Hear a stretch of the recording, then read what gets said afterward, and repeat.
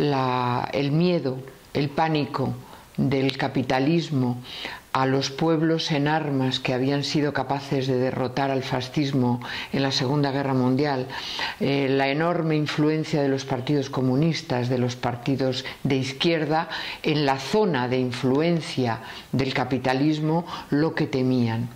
Y por ello, fundamentalmente, se crea la OTAN. Bueno, pues la OTAN tiene previsto que uno de los motivos por los cuales podría intervenir militarmente en cualquier parte serían inmigraciones masivas que pusieran en peligro también su seguridad, tal y como estamos viendo en este momento con los emigrantes, que por otra parte, ya que hablamos de eso, es muy importante que se sepa que según Naciones Unidas, según ACNUR, el número de personas emigradas, desplazadas, que huyen o del hambre o de la guerra son 52 millones de personas, sin contar los 5 millones de palestinos.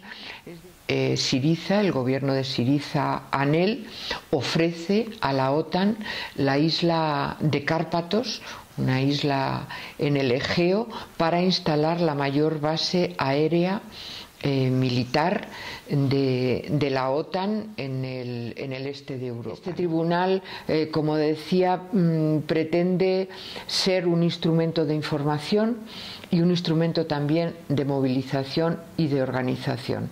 Y también es un llamamiento a las organizaciones revolucionarias y a las personas y organizaciones democráticas en general. Es hora de romper el bloqueo mediático, es hora de denunciar a esa supuesta izquierda que en la práctica lleva a cabo el programa de la OTAN. Ángeles, ¿es verdad que la OTAN surge en 1949 frente a la amenaza de la Unión Soviética? No, es mentira. Es una de las mentiras fundantes más importantes de la OTAN, porque inmediatamente después de terminada la Segunda Guerra Mundial, quienes preparaban la Guerra Fría, fundamentalmente Estados Unidos y Gran Bretaña, empiezan a levantar un fantasma con los pies de barro, como es la amenaza de la Unión Soviética. Nadie entonces en su sano juicio se podía creer semejante cosa, que un país que había perdido 20 millones de habitantes, un país destrozado, pudiera ser alguna amenaza militar contra alguien. Muy por el contrario, un senador norteamericano, uno de los promotores de la OTAN, dice explícitamente: una de las funciones fundamentales de la OTAN será luchar por abortar cualquier peligro de subversión interna.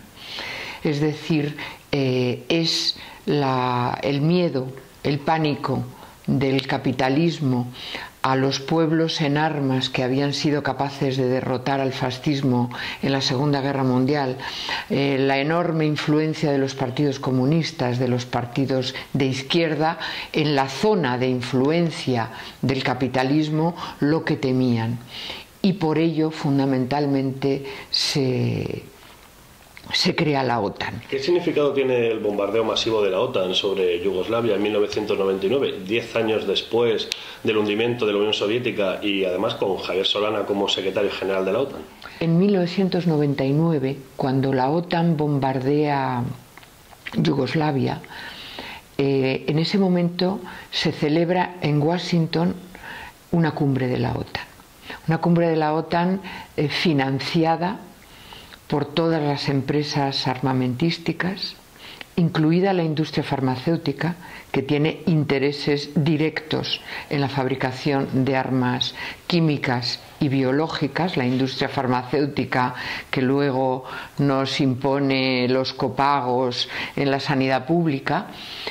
En ese momento la OTAN define explícitamente que sus objetivos no son, como hasta entonces, el actuar frente al ataque de un enemigo externo a uno de los países miembros, sino que la OTAN puede intervenir en cualquier parte del mundo, allí donde se vean en peligro su seguridad nacional, que Estados Unidos la extiende a prácticamente todos los aspectos de la vida, desde luego su seguridad energética, es decir, donde esté en peligro no el abastecimiento de petróleo, sino precios del petróleo que no controle, y también un elemento que ahora es de máxima actualidad: las migraciones masivas. La partición de la ex Yugoslavia, de la Yugoslavia combatiente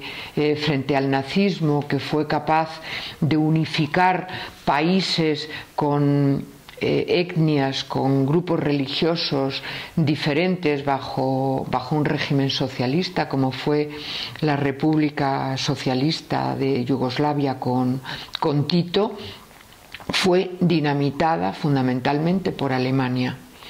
Alemania es la que promueve el primer estallido, que es el de Croacia. Alemania está entrenando. Hay datos que demuestran que está entrenando militarmente y dotando de armamento a los Ustashi, que son los fascistas croatas después de la Segunda Guerra Mundial, y la independencia de Croacia, aquí, que para reconocer el derecho de autodeterminación a Cataluña o al País Vasco, a Galicia, parece que se hunde el mundo. Croacia fue reconocida como país independiente en primer lugar por Alemania y por el Vaticano. Un Vaticano que, como creo que sabe mucha gente, tuvo una participación directa en el hundimiento de la Unión Soviética. Entonces, este estallido de la ex Yugoslavia responde a muchos intereses.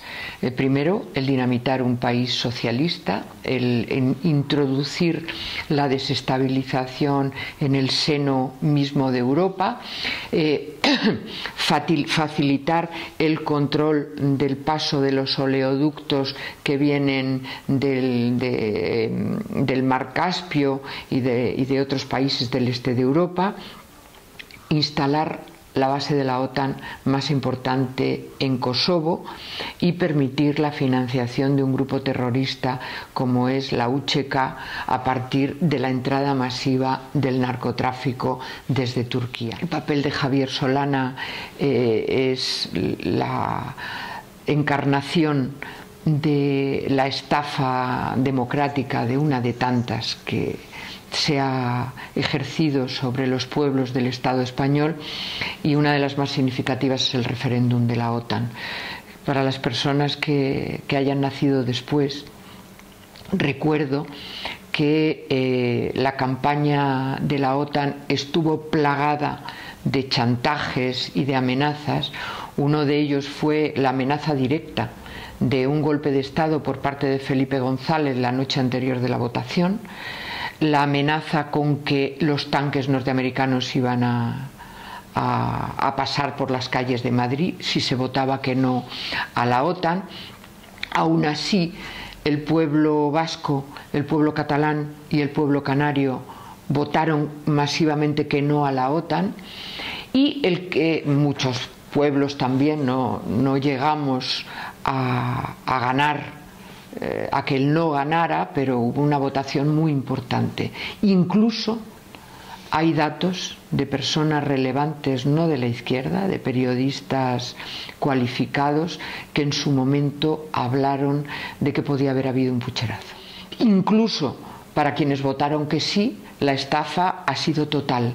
Votaron que sí con 3 condiciones: que España nunca pertenecería a la estructura militar de la OTAN, que la presencia militar norteamericana en suelo del Estado español iría disminuyendo progresivamente, y que nunca habría instalación de armas nucleares en la península. No solamente estamos en la estructura militar, sino que tuvimos al secretario general de la OTAN, Javier Solana. La presencia militar norteamericana no ha hecho más que aumentar con la instalación del escudo antimisiles en la base de Rota y ahora del Comando de Estados Unidos para África en la base de Morón, que supone una presencia permanente de un máximo de 4.500 efectivos que constituirían las fuerzas de intervención rápida, que podrían ir a cualquier país del mundo en 2 días o incluso en horas. Y, en tercer lugar, el tema de las armas nucleares. Aprovecho para decir que en este momento, en estos días, están desplegándose armas nucleares en Italia, en 2 bases de la OTAN, en Aviano y en Brescia, en Bélgica y en Alemania. Del Estado español no sabemos nada. Bueno, Ángeles, ¿qué significa la negociación de Syriza con Israel y qué puede significar la de la OTAN con Grecia y sus acreedores?